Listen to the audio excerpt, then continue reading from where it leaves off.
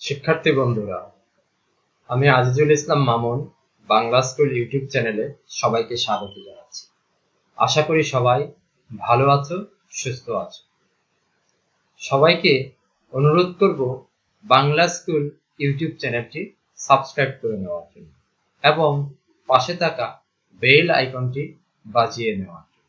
তাতে Bangla school YouTube চ্যানেলের সকল টিউটোরিয়াল তোমাদের লিঙ্কে চলে আসবে। বাংলা সাহিত্য পাঠের প্রথম টিউটোরিয়ালে আজ আমরা আলোচনা করব বিভীষণের প্রতি মেঘনাদ কবিতা। কবিতাটি লিখেছেন মাইকেল মধুসূদন দত্ত। অমিত প্রতিভাবান এই মহাকবি যেখানে হাত দিয়েছেন সাহিত্যের সেখানে সোনা ফুলেছে। আমরা মাইকেল মধুসূদন দত্ত সম্পর্কে কিছু জানার চেষ্টা করি। মাইকেল মধুসূদন দত্ত,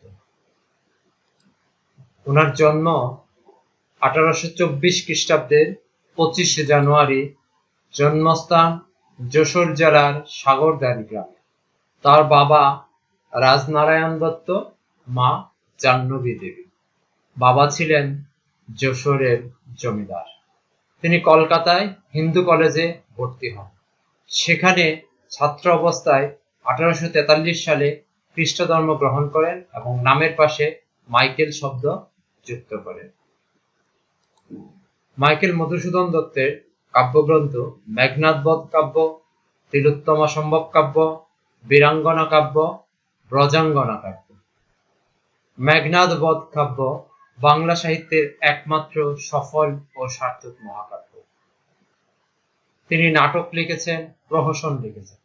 বাংলা সাহিত্যের প্রথম সার্থক নাটক শর্মিষ্ঠা মাইকেল মধুসূদন দত্তের লেখা। বাংলা সাহিত্যের প্রথম ট্রাজেডি পদ্মাবতী। কৃষ্ণকুমারী, একেই কি বলে সভ্যতা ও বুড়ো শালিকের ঘাড়েরও, এ দুটি তার প্রহসন।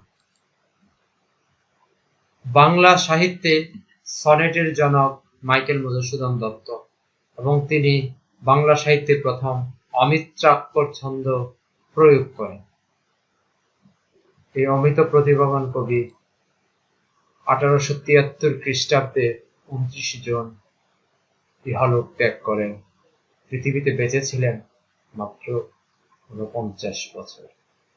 এই সময়ে সাহিত্যের যেখানেই তিনি হাত দিয়েছেন সেখানেই সোনা ফলেছে। মহাকাব্য ছিল না বাংলা সাহিত্যে, মহাকাব্য হাত দিয়েছেন, মহাকাব্য হয়েছে। রামায়ণের অনুসরণ করে তিনি মেঘনাদ বধ কাব্য লিখেছেন। রামায়ণে অযোধ্যা যুবরাজ রাম ছিলেন নায়ক, কিন্তু মেঘনাদ বধ কাব্যে মাইকেল মধুসূদন দত্ত নায়কের আসনে বসিয়েছেন লঙ্কাধিপতি রাবণকে। বীরাঙ্গনা কাব্য বাংলা সাহিত্যের প্রথম পত্রকাব্য এবং এই কাব্যে দেখা যায় বাঙালি নারীরা প্রতিবাদ করতে জানে। তিনি উচ্চশিক্ষার জন্য বিলেতে গিয়েছিলেন ব্যারিস্টারি পড়ার জন্য। সেখানে গিয়েও তিনি সাহিত্যের নেশা ছাড়তে পারেননি। ইউরোপিয়ান সাহিত্যে প্রতিষ্ঠা পাওয়ার চেষ্টা করেন, সেখানে তিনি তার অবস্থান তৈরি করতে পারেননি। একসময় নিঃস্ব অবস্থায় আবারও স্বদেশে ফিরে আসেন। এটা রামায়ণের একটি চিত্র। এখানে রামায়ণের কাহিনীর কিছু নিদর্শন পাওয়া যায়। রাম ও লক্ষ্মণের পক্ষে যুদ্ধ করছে বানর বাহিনী। এই চিত্রে দেখা যায় বানরদের নেতা সুগ্রীব পুরো পাহাড়টাই নিয়ে এসেছে লক্ষ্মণকে সুস্থ করার জন্য সঞ্জীবনী ওষুধ খুঁজে পেতে। বিভীষণের প্রতি মেঘনাদ কবিতা কিছু পটভূমি জেনে নেই। বিভীষণের প্রতি মেঘনাদ কাব্যাংশটুকু মেঘনাদ বধ মহাকাব্যের 6ষ্ঠ সর্গ বধূ মানে বধ এর স্বর্গের এই অংশে বিভীষণের বিশ্বাসঘাতকতা, লক্ষ্মণকে সহায়তা ও লক্ষ্মণের নিরস্ত্র মেঘনাদের উপর আক্রমণের বিষয়গুলো বর্ণিত হয়। মহাকাব্যের কিছু বৈশিষ্ট্য থাকে। নায়ক উচ্চ বংশজাত হতে হবে।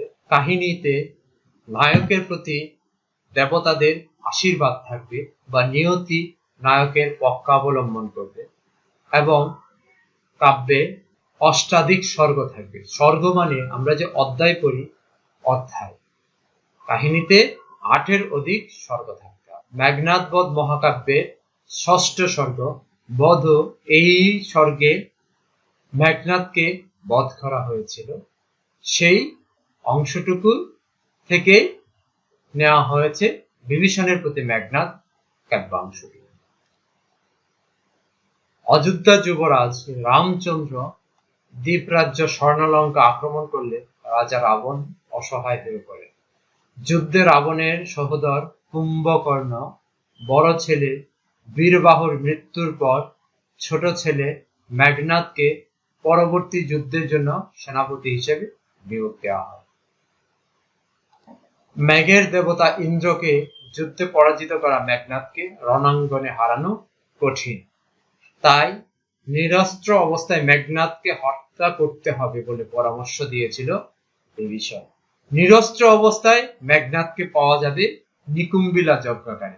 যুদ্ধের আগে মেঘনাদ যখন নিকুম্বিলা যজ্ঞাগারে ইষ্ট দেবতার পূজা করতে যায়, তখন মায়াদেবীর আনুকূল্যে এবং রাবণের ছোট ভাই বিভীষণের সহায়তায় রামের সৎ ভাই লক্ষণ প্রহরীদের চোখ ফাঁকি দিয়ে যজ্ঞাগারে উপস্থিত হয়। যজ্ঞাগারে নিরস্ত্র মেঘনাদকে আক্রমণ করে লক্ষণ।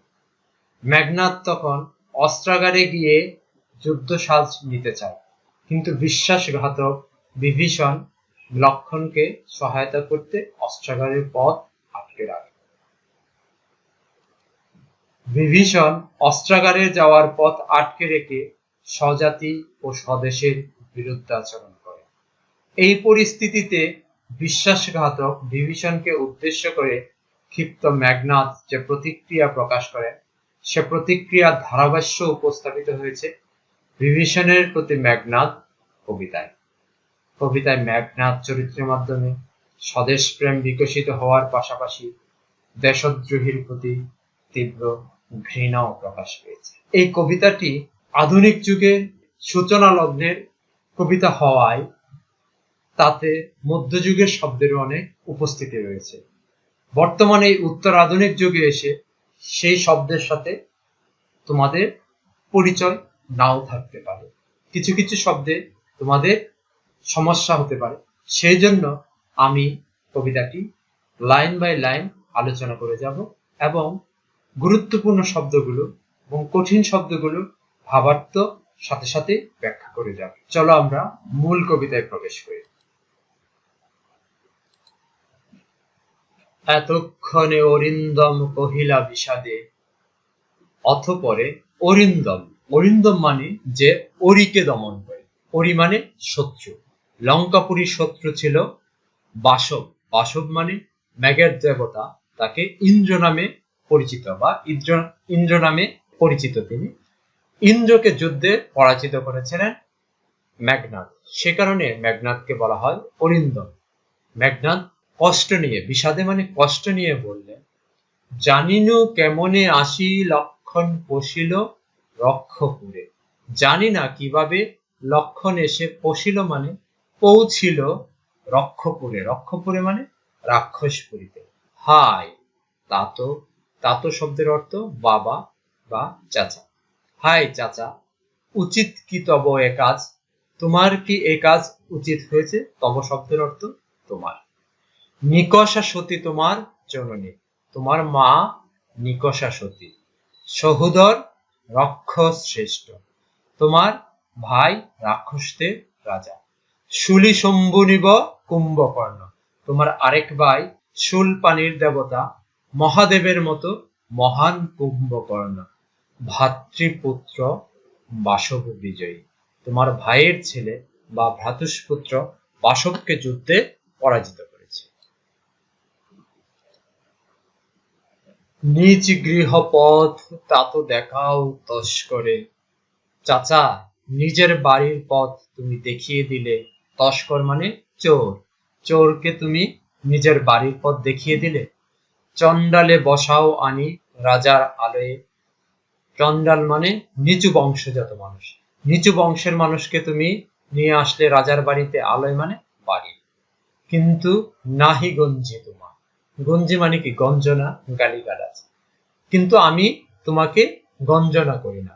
গুরুজন তুমি, পিতৃতুল্য, তুমি আমার মুরব্বী, পিতার সমতুল্য চাচা। ছাড়োদার, যাব অস্ত্রাগারে, তুমি আমার দরজা ছেড়ে দাও, আমি অস্ত্রাগারে যাব। পাঠাইব রামানুজে সমানুভবনে, ফিরে এসে আমি রামের ছোট ভাই, রামানুজ মানে রামের ছোট ভাই, লক্ষণকে কোথায় পাঠাবো? সমনুভবন। সমন ভবন হলো শ্মশান, মানে কি? তাকে আমি হত্যা করব, হত্যা করে আমি তাকে শ্মশানে পাঠাবো। লঙ্কার কলঙ্ক আজ ভঞ্জিব আহবে, লঙ্কাপুরীতে সে যে কলঙ্ক দিয়েছে, আমি এসেই আজ তা দূর করব। ভঞ্জিব মানে দূর করব। উত্তরিলা বিভীষণ, বিভীষণ উত্তর করলো, বৃথাই সাধনা ধীমান, হে ছেলে, তোমার এই চেষ্টা বৃথা। রাঘব দাস আমি, রাঘব দাস মানে, রাঘব হলো, রাঘব শব্দটি এসেছে রঘুবংশ থেকে। রাম লক্ষণদের বংশকে বলা হয় রঘুবংশ। রঘুবংশের লোকজন রাঘব নামে পরিচিত। এখানে বিভীষণ বলছে, আমি রাঘব দাস, আমি রাঘবদের দাসত্ব মেনে নিয়েছি। কি প্রকারে তাহার বিপক্ষ কাজ করিব, আমি কিভাবে এখন তাদের বিপক্ষে কাজ করব? রক্ষিত অনুরোধ, তোমার অনুরোধ রক্ষা করতে আমি তাদের বিপক্ষে তো কাজ করতে পারি না। উত্তরিলা কাতরে রাবণী, রাবণী মানে রাবণের সন্তান। কিভাবে উত্তর করলো? করুণ শুনে কাতর ভাবে উত্তর করলো, বা রাবণের সন্তান, হে পিতৃব্য, তবু বাক্যে ইচ্ছি মরিবারে, হে চাচা, তোমার বাক্য শুনে আমার মরতে ইচ্ছে হয়। রাঘবের দাস তুমি, তুমি রঘুবংশের দাস, কেমনে ও মুখে আনিলে এ কথা? তা তো কহতা দাসের। চাচা, তোমার মুখে তুমি এই কথা কিভাবে আনলে? আমাকে, এই দাসকে, তোমার দাসতুল্য ভ্রাতুষ্পুত্রকে তুমি বলো তো, তুমি মুখে এই কথা কিভাবে আনলে? স্থাপিলা বিধুরে বিধি স্তানুর ললাটে, বিধুরে মানে চাঁদকে, বিধি মানে বিধাতা স্রষ্টা, স্তানুর ললাটে মানে কি? নিশ্চল আকাশে। নিশ্চল আকাশে কি বিধাতা চাঁদকে স্থাপন করে দিয়েছে বা স্থির করে দিয়েছে? পরিভূতলে শশীযান গড়াগড়ি ধোলায়, কিংবা আকাশের চাঁদ কি ভূমিতে পড়ে ধুলাই গড়াগড়ি খায়? হে রক্ষরতী, ভুলিলে কেমনে কে তুমি, হে রাক্ষসদের বীর, তুমি কিভাবে ভুললে তুমি কে ছিলে? জন্ম তব কোন মহাকুলে, তোমার জন্ম কোন বংশে, তুমি কিভাবে তা ভুললে? কে বা সে অধম রাম, ওই যে রামের কথা বলছো, এই অধম রাম আবার কে? স্বচ্ছ সরোবরে করে কেলি রাজহংস পঙ্কজ কাননে, যে রাজহাঁস পরিষ্কার পানিতে, স্বচ্ছ সরোবর, সরোবর মানে কি? জলের আধার, পরিষ্কার পানির আধার, সেখানে যে রাজহাঁস খেলা করেছে, যেখানে রয়েছে পঙ্কজ কানন মানে পদ্ম ফুলের বাগান, পঙ্কজ মানে পদ্ম ফুল, পরিষ্কার পানিতে পদ্ম ফুলের বাগানে যে রাজহাঁস খেলা করেছে, যাই কি সে কবু প্রভু পঙ্কিল সলিলে শৈবাল দলের ধাম, সেই রাজহাঁস কি প্রভু কখনো যায় পচা পানিতে? কিংবা সে যেখানে শ্যাওলা কচুরিপানা পচা পানি আবর্জনা রয়েছে, সেখানে কি যায় কখনো? মৃগেন্দ্র কেশরী, কবে হে বীর কেশরী, সম্ভাসী শ্রীগালে মিত্র ভাবে। মৃগেন্দ্র কেশরী সিংহের কেশধারী বীর, হে বীর কেশরী, হে সিংহ তুল্য বীর, তুমি বলো, সিংহ কি কখনো শিয়ালকে মিত্র ভাবে, শিয়ালের সঙ্গে মিত্রতা করে? সম্ভাসী শ্রীগালে মিত্র ভাবে। অজ্ঞদাস, বিজ্ঞতম তুমি, আমি কিছু জানি না, তুমি অনেক কিছুই জানো। অবিদিত নহে কিছু তোমার চরণে, তোমার পায়ের কাছে কিছুই অজানা নয়। ক্ষুদ্রমতি নর সুর লক্ষণ, ক্ষুদ্রমতি লক্ষণ, লক্ষণ খুব ছোট জাতের মানুষ, নহিলে অস্ত্রহীন যোধে কি সে সম্বোধে সংগ্রামে, না হলে সে কি অস্ত্র ছাড়া এই যুদ্ধে আহ্বান করতে পারে? সম্বোধে মানে কি? আহ্বান করে, কহ মহারথী, একই মহারথী প্রথা, হে বীর তুমি বলো, এটা কি মহাবীরদের প্রথা, এটা কি বীরদের নিয়ম? তোমাদের একটা কাহিনী বলি। সোহরাব রুস্তম, বিখ্যাত মহাকাব্য। সোহরাব রুস্তমের হাতে মারা যায় সোহরাব, কিন্তু রুস্তম অন্যায়ভাবে সোহরাবকে হত্যা করে। রুস্তম ছিল পারস্যের বীর, আর সোহরাব ছিল তুরানের বীর। ইরান, তুরান, পারস্য মানে ইরান, আর পার্শ্ববর্তী দেশ তুরান। এই যুদ্ধে সোহরাব বেশ কয়েকবার রুস্তমকে পর্যুদস্ত করেছিল, তাকে হত্যা করতে পারত, কিন্তু সোহরাব অন্যায়ভাবে তাকে হত্যা করেনি। কিন্তু রুস্তম একবার সুযোগ পেয়ে হত্যা করেছিল, এটা আসলে যুদ্ধে অন্যায়ভাবে করেছে। কিংবা আমরা যদি বাংলা 12 ভূঁইয়াদের শ্রেষ্ঠ ভূঁইয়া ইশাকার কথা বলি, ইশাকার সঙ্গে আকবরের সেনা সৈন্যদের বারবার যুদ্ধ হয়েছে, বহুবার যুদ্ধ হয়েছে। এর মধ্যে কিশোরগঞ্জের 11 সিন্ধু দুর্গে ইশাকার সঙ্গে আকবরের সেনাপতি মান সিংহের দ্বন্দ্ব যুদ্ধ হয়েছিল। দুইজনে তলোয়ার নিয়ে যুদ্ধ করেছিলেন, দুইজনের মধ্যে যে পরাজিত হবেন তার বাহিনী পরাজিত হবে। ইশাকার তলোয়ারের আঘাতে মান সিংহের তলোয়ার ভেঙে গিয়েছিল, কিন্তু ইশাকা নিরস্ত্র মান সিংহকে আক্রমণ করেননি, মান সিংহকে আরেকটা তলোয়ার তুলে দিয়েছিলেন তার সাথে যুদ্ধ করার জন্য। তখন মান সিংহ আর যুদ্ধ করতে রাজি হননি। তিনি ইশাকার বীরত্বে এবং মানবিকতায় মুগ্ধ হয়ে সন্ধির প্রস্তাব দেন এবং ইশাকা সন্ধিতে সম্মত হয়েছিল। এটাই যুদ্ধের নিয়ম। বিভীষণের প্রতি মেঘনাদ কবিতার 2 পর্বের টিউটোরিয়ালের প্রথম পর্ব এখানেই শেষ করছি। টিউটোরিয়ালটি যদি তোমাদের ভালো লাগে বা প্রয়োজনীয় মনে হয়, তাহলে অবশ্যই বাংলা স্কুল ইউটিউব চ্যানেলটি সাবস্ক্রাইব করবে। আবারও বলছি, বাংলা স্কুল ইউটিউব চ্যানেলটি সাবস্ক্রাইব করবে। তোমরা ভালো থেকো, সুস্থ থেকো। আল্লাহ হাফেজ।